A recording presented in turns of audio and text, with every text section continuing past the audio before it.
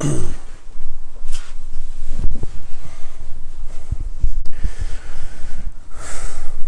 world, it's me, Julian Venables, the London Astrologer, and I'm here today to talk to you about Monday the 27th of July 2020.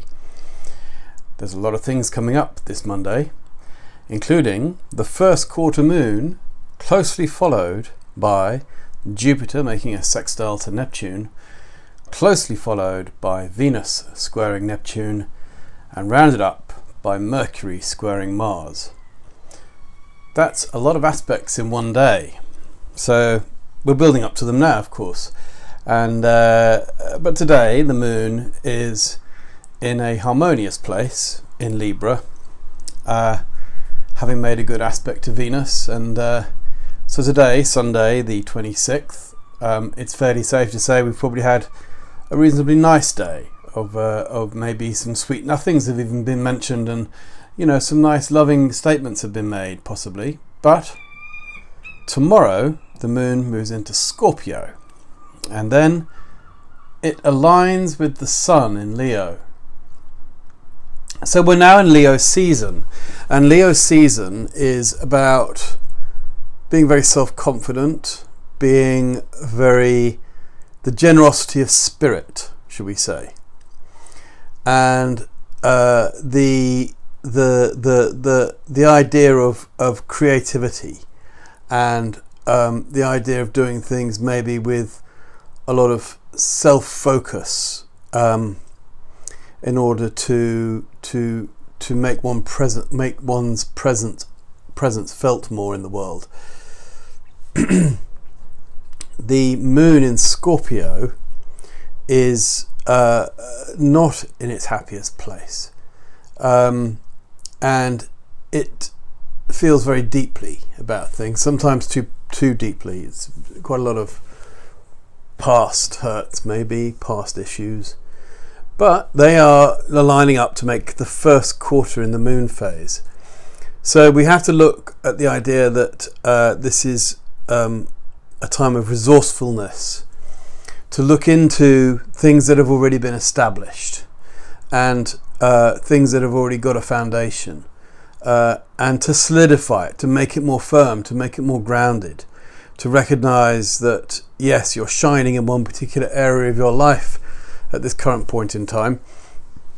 That's just started as we move into the Leo season for the next 3.5 weeks. What is it that you can really start to build on? So if you look back into your past and some of those more hidden feelings of things, or possibly stuff that you don't really talk about much, Moon and Scorpio experiences, then there's a way of firming it up or making it more solid and real. And so tomorrow is quite good for that, because the first quarter moon will be at 12:30 p.m. lunchtime, and that sets the tone for the next 2 days. So yeah, be creative, make reference to your past, and use it as a platform for transformation of what you've already started. Something you've already started, you must learn to keep going. And that's the key to this particular transit. Now, later in the afternoon, we have at 4 p.m, we have two very slow outer planets, Jupiter and Neptune, making a good aspect. Jupiter is the planet of opportunity. At the moment, it's not best placed in Capricorn.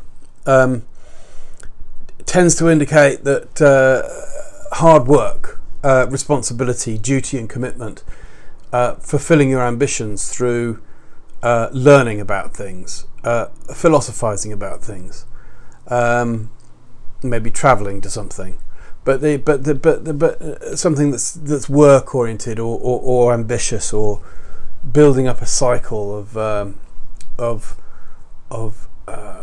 career.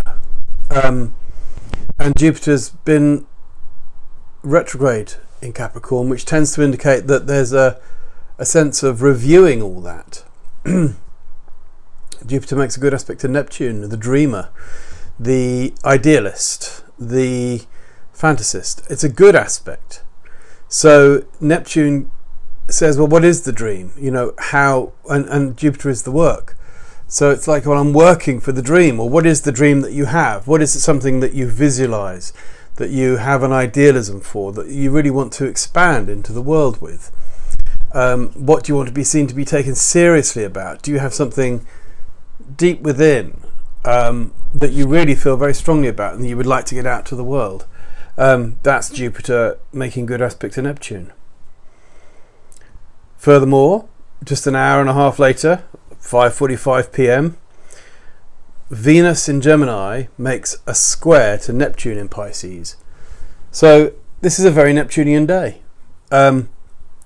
Even that it's quicker moving planets. You see, like planets contacting Neptune. And so with Venus in Gemini squaring Neptune, it's like, well, what, the relationship, how real is the relationship? This is an aspect that's already happened twice over the last 3 months. And therefore, the whole theme of this summer has been connecting with what is real in a relationship. And Venus in Gemini is the communication based around that.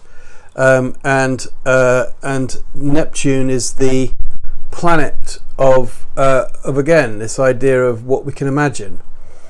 So is the relationship based in reality? Is it real? Are you dreaming about something or someone?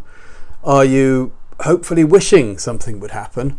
Or is someone deceiving you about a relationship? Are you being taken for a ride? These are things to think about, particularly over the last 3 to 4 months, because it's coming back again. This is its final pass. So it's been doing it back and forth. And again, it might be like looking into the past, because Venus has done a whole retrograde over the summer so far. So there's a lot about looking into the past and saying, well, thinking about someone from a long time ago, is it all valid? Is it real? Does this person, am I meant to be with this person?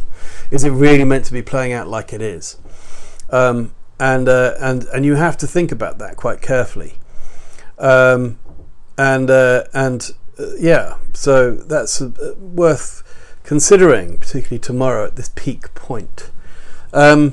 Mars then at 9:45 p.m, 21:45 tomorrow, Monday 27th of July, the day rounds up with Mars being squared by quicker moving Mercury in Cancer. So and this again is the third time that this has played out. So there's a lot of culmination or a lot of resolution tomorrow about these aspects. They've reached their final phase, and a lot of let me talk about Mars, Mercury to Mars. Mercury is in Cancer, so it's been doing a retrograde. It's been going back and forth in the sign of water. It's about empathic, sympathetic, imaginative again, poetic, speaking and talking. Mars wants energy. Mars really wants to get on with it. Mars is a pusher, a driver, an advancer. It's assertive, and it never looks behind. It just keeps moving forwards, and so the Mars energy at the moment is what can I achieve? Again, this idea of what can I get if I push forwards. Mars will just take action without heeding anything. It just takes its own action. Mercury is a lot more feeling based. So Mercury square Mars is like, well, I've got some thoughts about something, and it's feeling like you've got to push those thoughts to people. And there may be a sense of like, well, what is it? How can I put my emotions across? There might be quite a lot of argumentative tension in the air tomorrow with Mercury square Mars. It's not the best or easiest aspect at all. And so there we go. That's quite a lot going on there. Now, if I look at the headline of the day today, Sunday, the day before, what have we got? Let me just find that for you. Hang on.